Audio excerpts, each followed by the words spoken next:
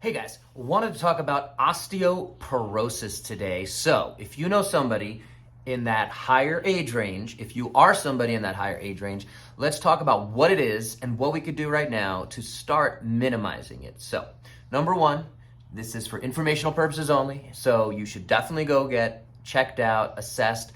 As we age, we start to lose our bone density. So that's what we're looking at. And if you're getting measured for this, it should be a DEXA scan is the gold standard for that. And it's gonna tell you what bones are staying dense and which ones are losing some density throughout your whole system. Before you get osteoporosis, you get osteopenia.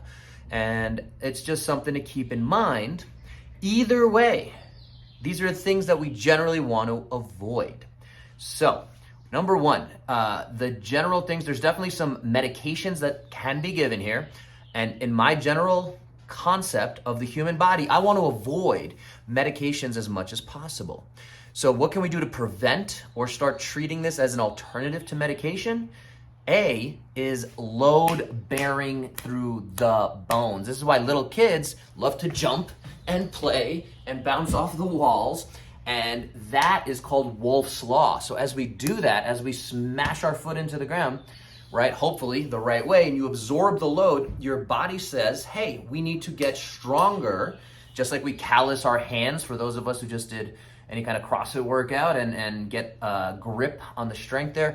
If you're climbing rocks, right, again, you're gonna callus those hands. Same thing happens to our bones, is hopefully if we're providing that load with intention, with the right management, okay, allowing also the proper amount of recovery, then this is where, again, some people overtrain and they break down the bone too much. That's kind of what happens with shin splints and things like that, or you get a stress fracture.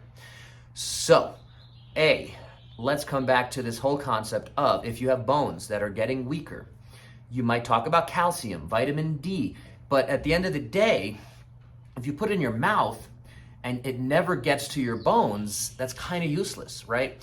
The saying, you are what you eat, is not enough. You are what you absorb. So if your body's not absorbing it, some people don't have healthy guts. So we talk about leaky gut, we talk about things going on there. Coming back to it, from the nutritional standpoint, there's definitely things we could do to be strengthening our bones, but that's not what this video is for. The big thing I wanna say here is, again, we need to load our bones. So, coming back to jumping, and if you haven't jumped in a long time, my mother, she's 71. She has not jumped in a long time. She has just been diagnosed with osteoporosis. So what I would tell her to do, and I am telling her to do, is find something you can hold on to for balance and just start to get a little bit of stimulus into your bones, all right?